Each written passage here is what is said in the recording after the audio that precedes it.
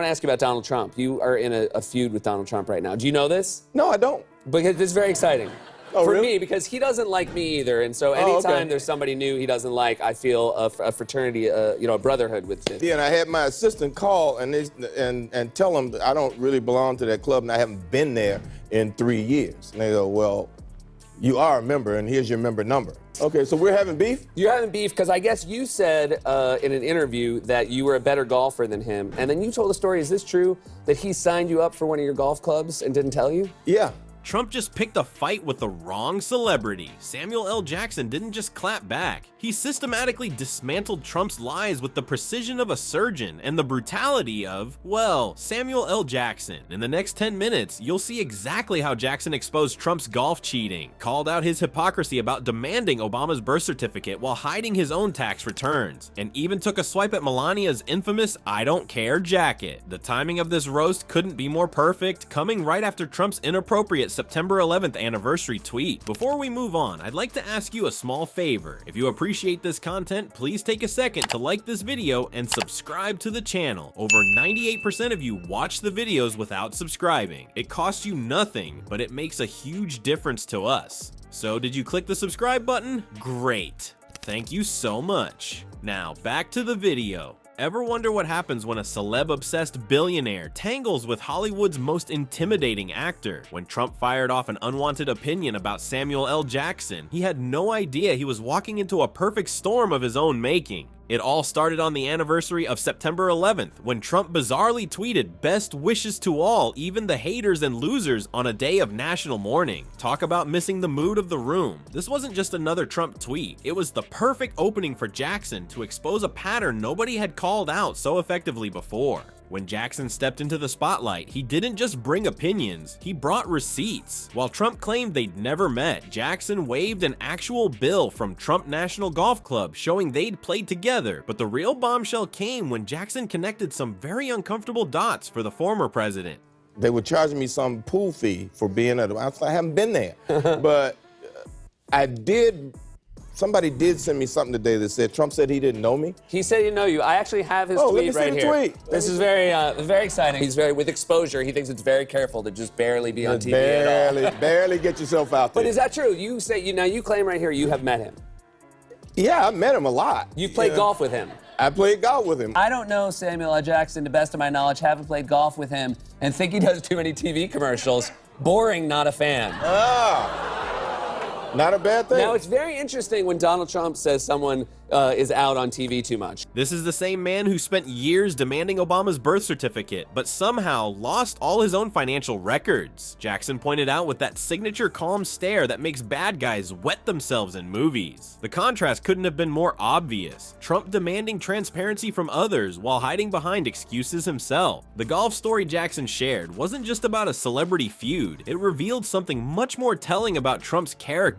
How he treats even a friendly round of golf as a competition he must win at all costs, even if it means cheating. Jackson's delivery made this point hit home with surgical precision. What made Jackson's takedown especially devastating was how he highlighted Trump's habit of making solemn occasions all about himself. He used to call me, I have another person that can verify that he knows me. He called me one day, I was here in New York, and he was always calling him, Samuel L., the Don. I go, who? The Don. I got bad news for you.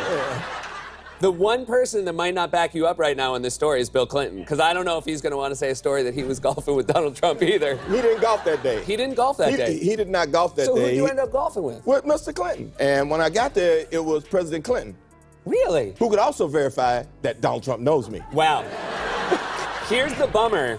And Don did show up, and he took Bill in and bought him a jacket and gave me nothing. While Americans were remembering fallen heroes on September 11th, Trump was busy sending best wishes like it was his birthday party. It's this consistent pattern of self-absorption that Jackson exposed with remarkable clarity. You could almost hear the internet collectively gasp as Jackson methodically built his case. His measured, calm delivery made Trump's inevitable all-caps Twitter meltdown look completely unhinged by comparison. One man speaking facts with receipts, the other raging with denial and insult. The jacket incident alone would have been enough to end most political careers, but in Trump world, it was just another Tuesday. While Trump was busy denying he knew Samuel L. Jackson, the Hollywood icon had already moved on to a target that hit way closer to home. Melania's infamous wardrobe choice that spoke volumes about the entire Trump presidency. When Jackson brought up the "I really don't care, do you?" One quick question about a little kerfuffle that you and Donald Trump are in. I just wanted to know, are you surprised that this has become a thing in the press? Is it a thing in the press? Why do you think he's saying? I don't know. I don't care. Come on. He has to say whatever he has to say. He has to say. And it's one of those interesting things that he called me one day to play golf, not to play with him, but to play with a friend of his. No, it's not. Tell me it's not. I mean, really? I mean, out of all the things that need to be dealt with presidentially, he's worried about me saying that he cheats at golf?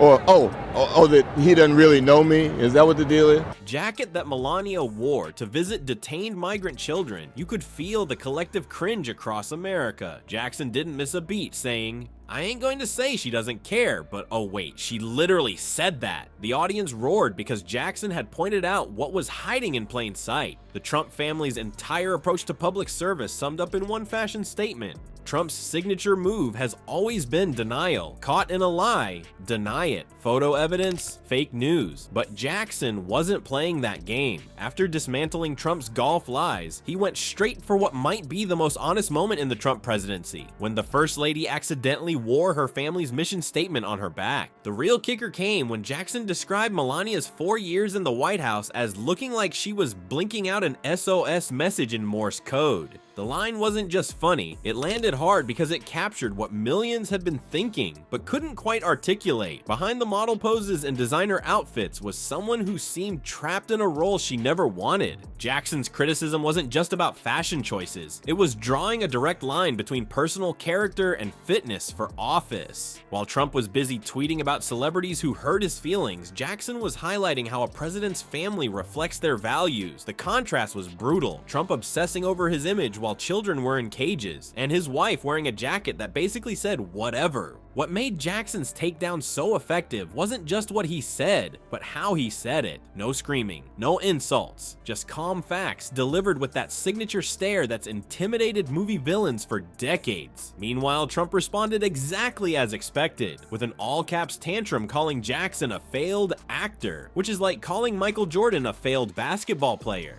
What makes Jackson's takedown of Trump so effective isn't just the epic burns, it's how he weaponized humor and personal stories to expose the truth. While politicians drone on with boring speeches, Jackson's golf anecdotes cut straight through Trump's facade. That's the genius here. Experts point out that when celebrities like Jackson, De Niro, or Jon Stewart use humor to critique politicians, they connect with audiences in ways traditional debates never could. Trump should have known better than to pick this fight. Humor breaks through political spin, making criticism both memorable and devastating. Jackson didn't just embarrass Trump, he showed everyone how to use personal experiences to highlight character flaws. Next time Trump wants to deny knowing someone, he better make sure they don't have receipts and the acting chops of Samuel L. Jackson. Because when you combine truth with that signature Jackson delivery, not even the most powerful man can tweet his way out of that mess.